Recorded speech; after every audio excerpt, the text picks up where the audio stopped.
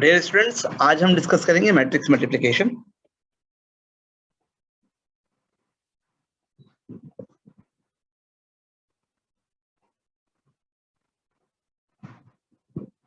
वैसे आप लोगों ने इसको 12th क्लास में पढ़ा होगा, लेकिन एक एग्जाम्पल देखते हुए और कैसे इसको मैथमेटिकली एक्सप्लेन करना है उसको समझेंगे, और दो तीन चीजें मैट्रिक्स मल्टीप्लिकेशन जो हमें ध्यान रखनी है उसको, तो इसको आप मान सकते हैं 12th क्लास का रिवीजन है। नाउ सबसे पहले एक एग्जाम्पल छोटा सा, दो 3x3 की मैट्रिक्स को मल्टीप्लाई करेंगे। Take an example 1 1 2 2 1 3 5 1 4, and if I multiply this matrix by 2 1 4 0 2 1 and 1 1 5, कोई सी भी दो आर्बिट्ररी मैट्रिक्स लिए, हार्ड एंड फास्ट नहीं है, just an example to understand कि कैसे मैट्रिक्स काम करेगा। नाउ क्या करना है, एक रिजल्ट मैट्रिक्स बनेगी। इस रिजल्ट मैट्रिक्स को एक बार मैं कुछ एलिमेंट देता हूँ, क्या क्या होंगे। सपोज ये मैट्रिक्स ए है, ये मैट्रिक्स बी है, तो ये मैट्रिक्स कौन सी होगी, सी। तो मैंने इसके अंदर एलिमेंट को दे दिया C11 C12 C13 C21 C22 C23 C31 C32 C। अब क्या मतलब है इसका? इसका मतलब है इसके अंदर हमें टोटल 9 अननोन मिल रहे हैं। अब ये 3x3 क्यों बनेगी उस पर बाद में आएंगे, पहले एक बार मैंने लिखा।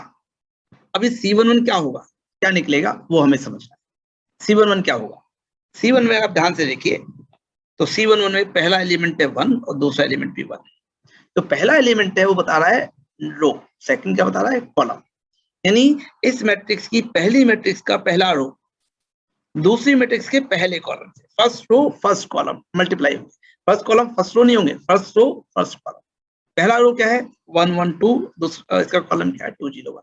अगर मैं इन दोनों को मल्टीप्लाई करता हूँ करस्पॉन्डिंग नंबर्स, यानी पहले को पहले से, दूसरे को दूसरे से, तीसरे को तीसरे से, और ऐड कर, तो क्या बनेगा C11 क्या बनेगा 1 multiplied by 2 plus 1 multiplied by 0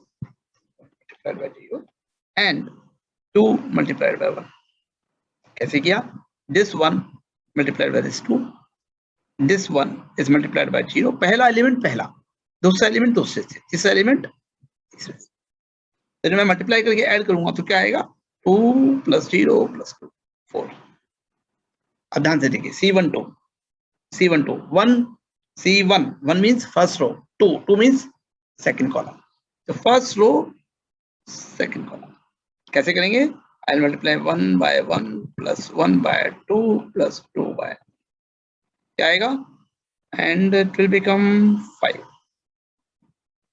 now coming to third C13, first row third column कैसे आएगा, 1 multiplied by 4 plus 1 multiplied by 1 plus 2 multiplied by 5, 4 1 5 and 10 15।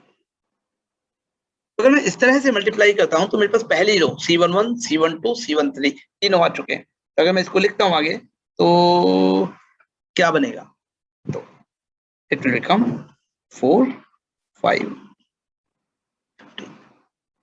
इसके आगे चलते हैं, सेकंड रो निकालते हैं। सेकंड रो कैसे निकालेंगे, हमने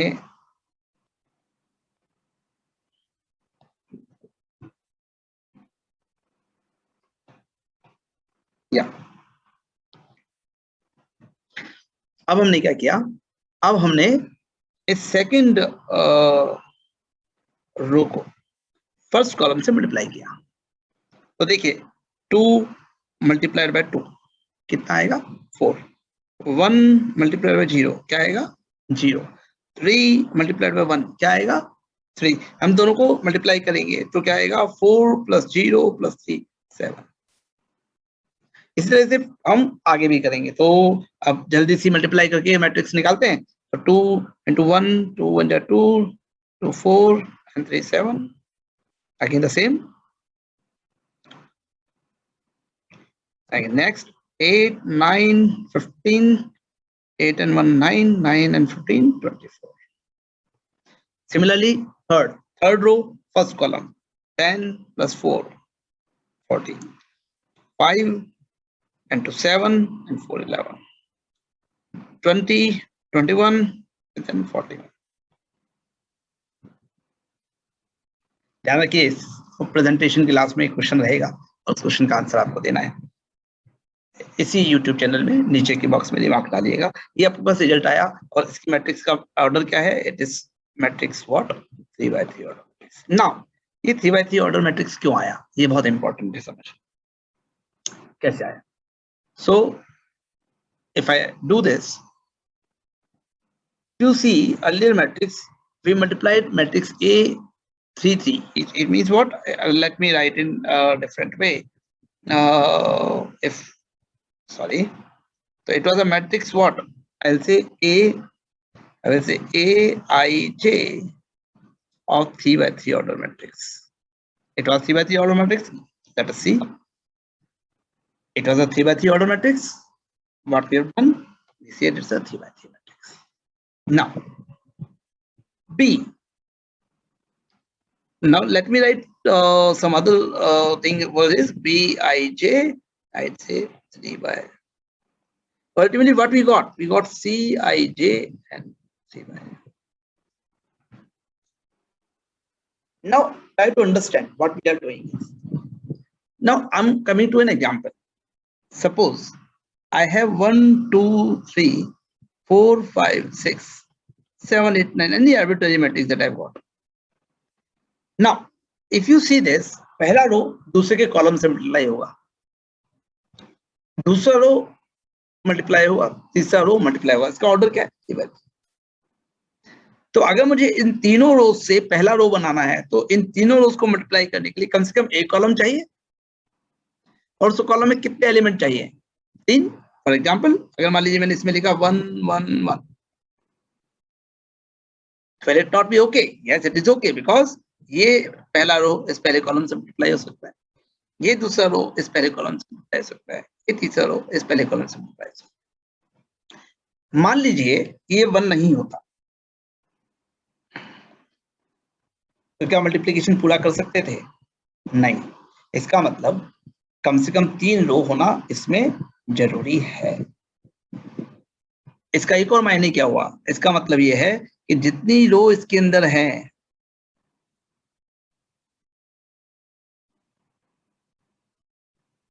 वो किसको कंट्रीब्यूट कर रही है? अगले वाले की रो को।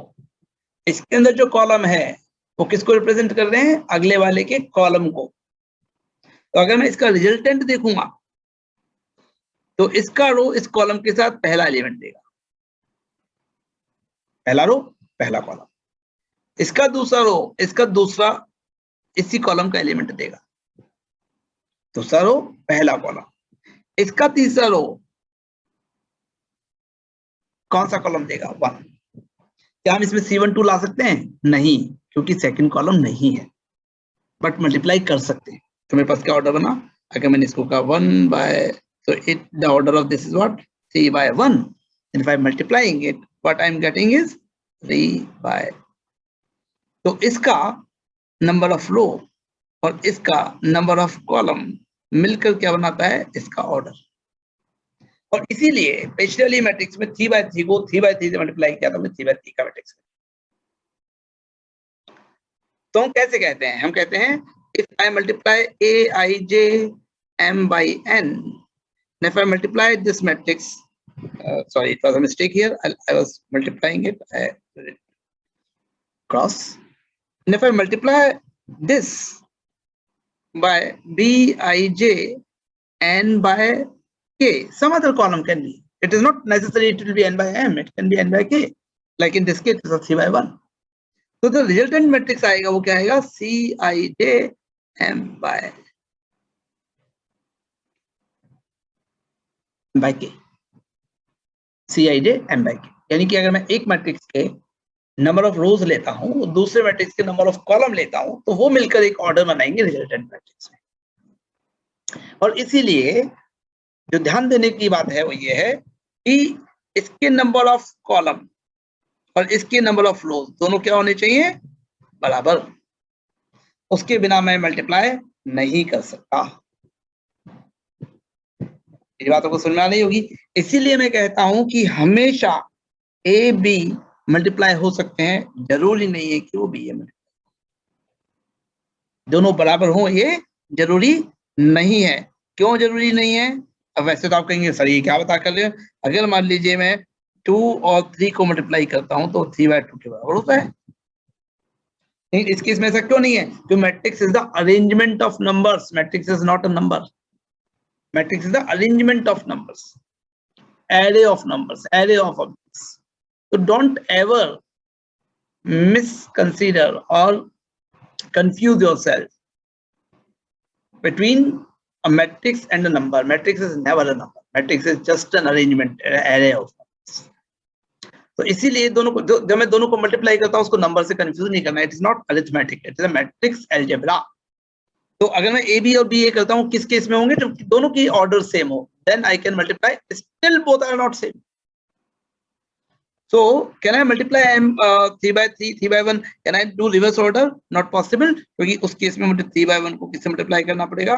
3/3 के ऑर्डर से, और ये दोनों क्या है? सेम नहीं है, इसलिए मल्टीप्लाई नहीं हो सकता। दो चीजें ध्यान रखनी। पहला, जब भी मल्टीप्लाई करें देखें कि ऑर्डर ऑफ मैट्रिक्स क्या है, पहली मैट्रिक्स का नंबर ऑफ कॉलम दूसरी मैट्रिक्स के नंबर ऑफ रोज के बराबर है या नहीं है। नहीं है तो आप मल्टीप्लाई नहीं कर सकते, आप कहेंगे it is not multipliable matrix.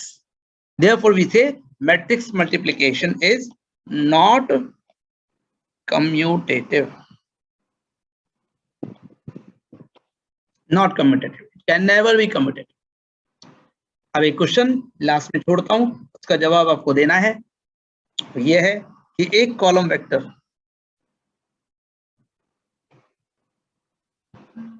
अगर एक रो वेक्टर से मल्टीप्लाई हो,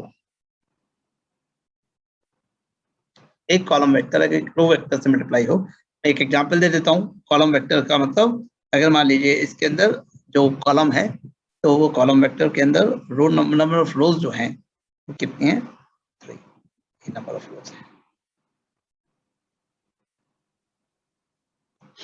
तो अगर मैं इस रो वेक्टर से मल्टीप्लाई करता हूं तो रिजल्ट आने के लिए what will be the order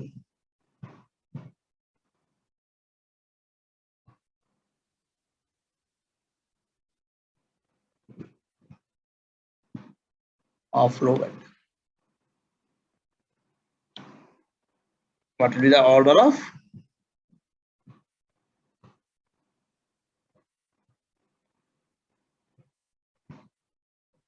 row vector?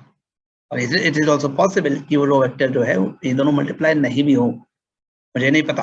आपको आंसर देना है क्या मल्टीप्लाई हो सकते हैं। अगर मल्टीप्लाई हो सकते हैं तो रो वेक्टर का ऑर्डर क्या होगा। इसके साथ मैट्रिक्स मल्टीप्लिकेशन खत्म होता है। नेक्स्ट टाइम फिर मिलेंगे दूसरे एक टॉपिक के साथ। Thank you.